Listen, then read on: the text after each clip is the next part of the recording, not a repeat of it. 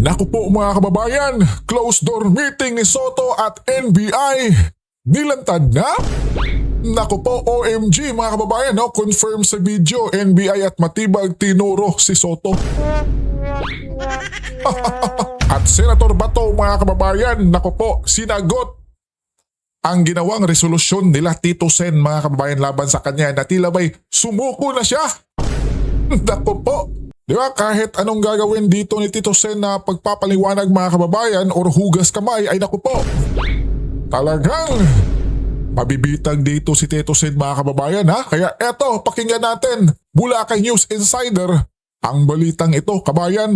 Ito ang balita ngayon, trending at pinag-uusapan ngayon sa mundo ng social media. Yun. Ang di umano'y balita. Yes po. Sadyang tunay talaga na walang baho ang hindi aalingasaw Nako. at walang lihim ang hindi nabubunyag. Dahil NBI, tila kumanta na at nagsalita na, di umano'y tinuro na Tito Soto III at may matinding ibinunyag sa publiko. Ano kaya ito mga kababayan? Ating alamin. Pero bago ang lahat, kung bago ka pa lamang sa aming channel, please huwag kalimutang mag-like, Yes, subscribe tama yan, at mga i-click ang kababayan. notification bell para mas maging updated ka pa lalo sa lahat pa ng bagong video na i-upload namin. At eto na nga mga kababayan, ayon pa sa kumpirmadong balita ng source na ang balita ngayon, Tito Soto itinurong nagpapasok umano sa mga NBI sa Senado. Lalong umiinit ang tensyon sa Senado matapos ihayag ni Senator Amy Marcos ang umano'y naging paliwanag ng National Bureau of Investigation, NBI, kung bakit may mga ahente silang nagtungo sa Senado kasabay ng paglabas ng balitang may umanong ICC warrant laban kay Senator Ronald Bato Yes. de la Rosa. Ayon kay Senator Amy Marcos, sinabi umano mismo ng mga tauhan ng NBI na may koordinasyon daw sila sa Senado at pinayagan silang makapasok ni dating Senate President Tito Soto. Ang nakakapagtaka talagang sinabi ng mga NBI, hindi ko naman na kayang pagalitan. Sabi nila nag-coordinate daw sila sa Senado at hinayaan daw at inumbida daw sila ng dating Senate President. Pinakain pa doon sa kanyang opisina at inanyayahan na doon tumambay. Ani Amy. Ayon pa kay Amy, nagulat umano sila nang malaman na may mga NBI agents nang nasa loob ng Senado habang hinihintay umano si Senator Bato de la Rosa. Kaya medyo nasupalpal kami. Sabi namin, ba't kayo pumasok dito? Bawal pumasok dito. At nakipag-coordinate naman kami. Anong coordinate? Ipinapasok kami. Inimbitahan kami. Nag-coordinate kami. Pinakain kami. Pinapasok pa kami dun sa mga opisina at tumambay. Dagdag pa niya, batay umano sa kanyang pagkaunawa sa paliwanag ni NBI Director Melvin Matibag, naghihintay umano ang mga ahente dahil may planong pag-aresto kay Senator Bato bandang alas 2 ng hapon. They were consulted kasi aarestuhin daw nila si Bato ng 2. So nag-antay sila before 2. Yun ang pagkaintindi ko doon sa kwento ni Matibag. Ayon kay Amy, ikwinento rin ni Amy na kalaunan ay pinakiusapan umano nilang umatras muna ang mga tauhan ng NBI habang nililinaw ang sitwasyon sa loob ng Senado. Sabi namin, pwede bang i-clear muna yung buong Senado? Umalis muna kayo dito. Andito umaasta yung mga NBI, kumpleto yung long arms, nagla-lockdown, pinubuksan yung mga sasakyan ng mga empleyadong papasok pati yung papalabas. Ano ba ito? Kasabay nito'y muling umugong online ang usapin tungkol sa Senate Resolution number 44 na inaprubahan noong Marso 16, 2026 na kasaad sa naturang resolusyon na dapat mabigyan muna ng sapat na panahon ng isang Pilipino upang magamit ang lahat ng legal remedies bago isumiti o isuko sa anumang foreign court.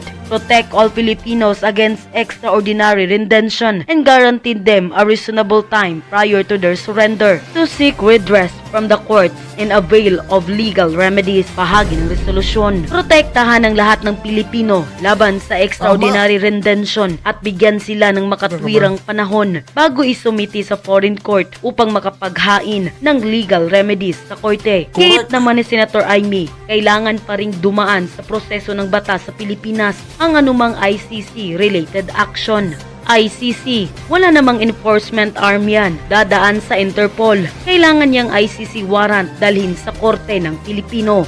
Aniya. na hindi dapat natin pinamimigay yung kapwa natin Pilipino sa mga dayuhan. Kung meron Correct. silang pagkakamali, lalo na ang kanilang pagkakamali ay dito naman sa Pilipinas, hindi dapat dito litisin. Hindi natin pinamimigay. Ngayon, mas lalo na kung katulad nitong si Tito Soto, hindi mo dapat ipamimigay yung kapwa mo senador. All the more. Pamimigay mo yung kapwa mo Pilipino, pamimigay mo pa yung kapwa senador mo. Kasi ang usapan dito, ulitin ko po, alam ni Tito Soto na aarestuhin si Bato. Pero alam niyang bawal, alam niyang illegal. Pinapasok nga sa Senado yung mga aaresto kay Bato. Para Pambihira mga kababayan. Diba? Tapos kahapon mga kababayan ay tila ba'y hugas kamay itong si Tito Sen? Diba? Pambihira ka talaga. mapaaresto. Tingnan po natin kung anong sagot dito ni Tito Soto. Ano? So put that to rest. Baka ang iniisip kasi, ang narinig ko, sa intindi ko, pati ang tanong ng media sa akin, pinayagan ko lang lahat yung nangyari na yan. Ako saan sinasabi ganun eh. Oh, hindi ba? Hindi ba? Hindi po ba, Tito Sen? You know, if I had known that he was coming, if you informed me that he was coming, I would have had a different perspective. Siguro pag sinabi ni Bato na pupunta siya at pinaalam dito ni Tito Sen mga kababayan, ay naku po, panigurado sa airport pa lang. Naku po, yung mga NBI nag-aabang na po kabayan. Di po ba? Ang bihira. Gusto pa talagang lumusot itong si Tito Sen mga kababayan, di po ba? You know, binanggit ko. Exact wording ko yun, Mr. President. Okay, so ang sabi dito ni Tito Soto, matagal yes na po, kasing Coach. hindi pumapasok si Bato. Bato, So hindi yeah. niya alam na papasok si Bato. So kung alam niya lang na papasok si Bato, iba dapat yung ginawa niya. Yan po ang excuse ni Tito Soto. Ang tanong, naniniwala kayo? Okay, lagay niyo dyan sa comment section. Naniniwala ako kay Tito Soto na hindi niya alam na aarestuhin si Bato. Naniniwala ako kay Tito Soto na hindi niya alam na papasok si Bato. Pero kung sa tingin ninyo, sinungaling. Sabihin nyo dyan, sinungaling ka Tito Soto. Alam mo, huhulihin si Bato. Sinungaling ka Tito Soto. Alam mong darating si Bato. Lagay nyo sa comment section. At huwag pong kakalimutan na i-like po itong video. At sa mga Yes. hindi pa po subscriber ng Coach Oli News, Yes. subscribe po. Tuloy po. President. For the record, so that we can put this to rest already. Makapagtrabaho na tayo, kasaan na pupunta usapan. Kita yun kabayan, oh? May pahirit pa kung saan na lang pupunta itong usapan. Nako po mga kababayan, sobrang halatado na talaga. Di ba? Ganyang palusot. Tapos tila ba'y, kung napanood nyo lang kahapon mga kababayan, itong si Tito Sen ay tila ba'y kapag nagsasalita siya ay nako po, tila ba'y nabubulol mga kababayan. Tila ba'y may itinatago. Tila ba'y, alam nyo na. Di ba mga kababayan?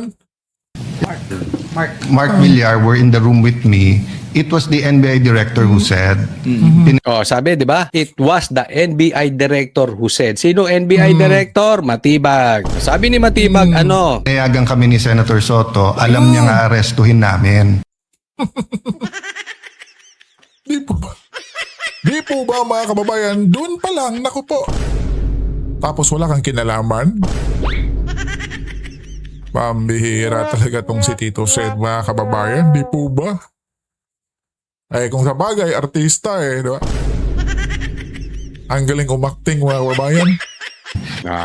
Pinayagan kami ni Senator Soto at alam naming aarestuhin si Bato. Tanong, kanino kayo naniniwala? Kay Matibag o kay Tito Soto? Kasi ganyan lang kasimple yan. Kung totoo yung sinasabi ni Tito Soto, tila sinasabi niyang sinungaling si Matibag. Kasi sinabi mismo ni Matibag kay kay Cayetano. At recorded po yun. At may tao sa harap nila. So alam ni Tito nga aarestuhin. Ang sinasabi ni Tito Soto, hindi aarestuhin. Kung ako tatanungin ninyo, naniniwala ako, may tinama ding sinabi si Matibag. Bakit? Hindi ka ba nagtataka? May NBI dyan, Tito Soto? Ano ka, tanga talaga o naib? Alam mo may NBI dyan. Alam mo, anong gagawin nila? At ba't sila magpapaalam sa'yo? At meron silang dalang warrant. So ano ibig mo sabihin? Nasa isip mo, ay may dala silang warrant, ay may NBI dito. Pero alam ko hindi papasok si Bato eh. So tanga lang ang sila Matibag. Tanga kayo Matibag. Ganon. Ano? Nako po mga kababayan, doon pa lang mga kababayan, no, huling-huli na talaga. Di ba? Bakit may NBI? So alam niya na si Bato ay pupunta dyan sa Senado mga kababayan. Tapos sinasabi niyang, kung sinasabi lang ni Bato na pupunta siya, ay naku. Grabe. Pambihira itong si Tito Sen mga kababayan, di po ba?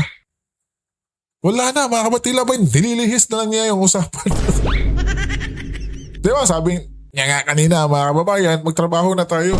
Kung saan-saan pa pumunta yung usapan. Anong ginagawa nyo dito? Kasi alam ko hindi papasok si Bato. Hindi. Huwag kang magsinungaling, Tito Soto. Tinatawag mong sinungaling sa Matibag. Ako naniniwala ako. Alam niya. Alam niya sa dami ng tao roon. Alam niyang papasok si Matibag. Ay si Bato. Pero pinayagan mo. Anong klase kang senador? Kapwa mo senador, pahuhuli mo. Wala namang issue nga sabi ko sa inyo eh. Pero hindi mo ba't pwedeng daanin sa tama? Kausapin mo. Convince nyo na sumuko. Basta dadaan sa tamang proseso. Tapos, may kabaklaan ka pang ginawa. Ginawa mo na, hindi mo pa aminin. Dapat, pag may gagawin ka, panindigan mo. Magpakalalaki ka, tayuan mo yun. Correct. Well, anyway, kung tama sinasabi mo, di sinungaling nga si Matibag. Pero I don't think so. Kami ba iikot sa loob at mapapasok ba namin lahat ng tao? So I corrected him. I said, kung Hindi tinayagan ganun man kayo, they're my witnesses. I'm just Sir President. So ang sinabi ko sa kanila, assuming pinayagan kayo ni Senator Soto, hindi naman siguro siya pumayag, makipaghabulan kayo, di ba? At 2 p.m., the warrant of arrest was shown to former Senate President in the presence of undersigned, but copies were not allowed to be distributed. Oh, so, sinabmit kay Tito Soto yung warrant of arrest. Hindi ka magdududa, papasok si Bato ron. Oh, tapos hindi pinaalam sa iba, sa'yo lang. Hindi pinakalat yung warrant of arrest. But consistent with the Senate President said, earlier this morning, NBI Chief Attorney Dongalo paid a call to the undersigned to coordinate an arrest order. As per agreement, the supposedly arrest should be effected when the warrant of arrest is presented as guidance of the former Senate President Vicente Soto. On or about 2 p.m., the warrant of arrest was shown to the former Senate President, the President undersigned, but copies were not allowed. So in the report kasi po, sir, ni Sergeant at Arms, the arrest was coordinated, not just the arrest warrant. That's Coordinated. Di po ba mga kababayan? Tapos si Soto, hugas kamay. why maybe the media, this was submitted during the session. Tignan mo, sinisisi pa dito ni Tito Soto yung media. Parang pati media, may ganung tanong. Kalati. Alam mo, kung ako sa inyo, mag-usap muna kayo ni Matibag. Ano ba script na susundin nyo? Alam mo o hindi mo alam? Kasi Yun. definitely, magkaiba kayo. According to Senator Cayetano, magkaiba kayo ng sinasabi ni Matibag. Napakasinungaling nyo talaga. And may punto si Cayetano eh. Just in case, pinayagan ba ni Tito Soto na pumasok ang NBI? Kailangan ba magkaroon ng habulan? Alam mo, ang sagot Yan. ni Matibag dyan, ang lupit. Sabi niya, wala sanang habulan kung hindi siya tumakbo. May hanip na yan. Yan ang NBI director. Of course, alam mong illegal yung huhuli. Halimbawa, papatayin ako. Hindi ako tatakbo. Tapos sasabihin sa akin, hindi sana nagkaroon ng takbuhan. Hindi ka sana nadapa kung hindi ka tumakbo. Ay, ganun. Wow. Di mga kababayan, pambihira, di ba? Ganun na sila mga kababayan. Lalo na tayo, ordinaryong mga Pilipino mga kababayan, pag hinuli nila. Oh. Ano? Pambihira. Senador na nga yang si Senator Bato, tila ba'y wala silang respeto mga kababayan, di po ba? Grabe, no?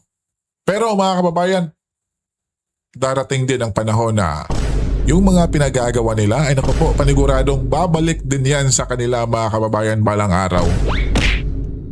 I guarantee you mga kababayan. Coming from a director, coming from a lawyer. Alam mong illegal yung warrant sa'yo eh. Isipin mo yung warrant, dala ni Trillanes. Alam mo yung warrant, nasa Senate, bawal manghuli dyan. Alam mo yung warrant, galing sa dayuhan, bawal din yun nang hindi dadaan sa korte at alam naman natin kung anong gagawin kay Bato. Hindi ka tatakbo. Tapos kasalanan ni Bato dahil tumakbo siya. Yun. Anong kagaguhan yun?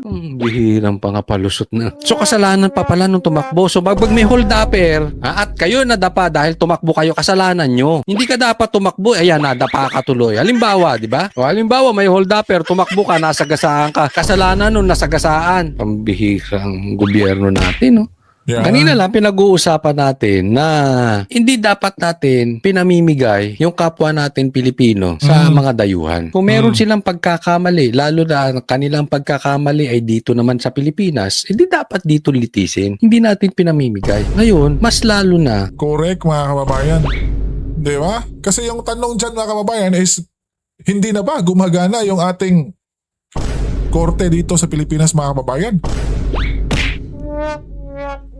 Di ba? Kaya nga, mga kababayan, di po ba na si Tatay Digong ay tila ba'y kinidnap na nila? Kasi alam nila na yung kaso ni Tatay Digong ay naku po, hindi ilulusot yun mga kababayan. Ang bihira. Pero dun sa dahig mga kababayan is naku po, wala pera-pera lang yung nasa dahig mga kababayan. Di ba? Kaya itong si Senator Bato, talagang maiintindihan natin bakit gano'n na lang ang kanyang pagtakbo mga kababayan. Yeah, isipin mo naman, pag nadala ka na doon sa dahig, naku po, tila ba'y wala na. No chance ka na, mga kababayan. Yeah? Mabuti nga si Tatay Digong is, di ba? Tila ba'y tinanggap na lang niya, mga kababayan, for the sake sa mga Pilipino para di na magkagulo. Di ba? Sumama siya doon. Itong si Senator Bato, mga kababayan, is may chance pa Di ba? Ika nga ni Senator Cayetano na bigyan pa natin siya ng kahit anong pamamaraan para lang si Bato ay makadepensa sa kanyang sarili mga kababayan para hindi siya mapunta doon sa dahig. Tapos itong mga senator na to mga kababayan, di ba sila Lacson, sino ba yun mga kababayan? Clarissa Ontiveros, ay di ba may nilagdaan sila na gusto na nilang isuko or pasusukuin nila si Senator Bato? Utot nyo. Ang bihira mga kababayan, di ba? Kung katulad nitong si Tito Soto, hindi mo dapat ipamimigay yung kapwa mo senador. All the more. Pamimigay mo yung kapwa mo Pilipino, pamimigay mo pa yung kapwa senador mo. Kasi ang usapan dito, ulitin ko po, alam ni Tito Soto na aarestuhin si Bato. Pero alam niyang bawal, alam niyang illegal. Pinapasok nga sa Senado yung mga aaresto kay Bato. Para mapaaresto. Tingnan po natin kung anong sagot dito ni Tito Soto. So put that to rest. Baka ang iniisip kasi. Tingnan nyo. Yung pananalita dito ni Soto mga kababayan na tila ba'y nahawaan na ng ating mahal na Pangulo. Diba? Nabulol. Ang narinig ko, sa intindi ko, pati ang tanong ng media sa akin, pinayagan ko lang lahat yan nangyari na yan. Kung saan sinasabi ka nun if I had known that he was coming, if you informed me that he was coming, I would have had a different perspective. No perspective ko yan. Binanggit ko. Exact wording ko yun, Mr. President. Okay, so ang sabi dito ni Tito Soto, matagal na kasing hindi pumapasok si Bato. So hindi niya alam na papasok si Bato. So kung alam niya lang na papasok si Bato, iba dapat yung ginawa niya. Yan po ang excuse ni Tito Soto. Ang tanong, naniniwala kayo? Okay, lagay niyo dyan sa comment section. Naniniwala ako kay Tito Soto na hindi niya alam na aarestuhin si Bato. Naniniwala ako kay Tito Soto na hindi niya alam na papasok si Bato. Pero kung sa tingin ninyo, sinungaling, sabihin niyo dyan, sinungaling ka Tito Soto. Alam said, sino NBI o naib? Alam mo may NBI dyan. Alam mo anong gagawin nila? At ba't sila magpapaalam sa'yo? At meron silang dalang warrant. So ano ibig mo sabihin? Nasa isip mo, ay may dala silang warrant, ay may NBI dito. Pero alam ko hindi papasok si Bato So tanga lang ang sila matibag. Tanga kayo matibag. Ganon. Anong ginagawa nyo dito? Kasi alam ko hindi papasok si Bato. Hindi. Huwag kang magsinungaling Tito Soto. Tinatawag mong sinungaling sa matibag. Ako naniniwala. Yun na nga po mga kababayan, no? Di ba? Ibang klase talaga itong si Tito Sen. Donggala paid a call to the undersigned to coordinate an arrest order. As per agreement, the supposed Alam mo ang sagot ni Matibag dyan? Ang lupit. Sabi niya, wala sanang habulan kung hindi siya tumakbo. May tanip na yan. Yan. Ako po mga kababayan, tila ba di ba yung video dito ni Coach Oli ay pabalik-balik na, no? Pero mga kababayan, eto na nga, no? Tito Sen talagang huling-huli na. Wala na. Diba? Nagpapaliwanag pa, nagpapalusot pa mga kababayan. Di ba? Ang bihira. Tell it to the Marines. Ika nga nila mga kababayan, di po ba? At syempre mga kababayan, no? Senator Bato, payag ba kayo mga kababayan na basta-basta na lang dalhin sa dahig mga kabayan? Di ba? Nagawa na nila yun kay Tatay Digong mga kababayan. Tapos gusto pa nilang ulitin. Pambihira. At ika nga ni Senator Cayetano mga kababayan, di ba? Na hindi nararapat ng ganon. Dapat sundin natin yung batas dito sa ating bansa mga kababayan. Na mismo yung Korte Suprema ay mag-issue na ng warrant mga kababayan. Di yung galing mismo ng ICC. Pambihira naman yun mga kababayan, di po ba?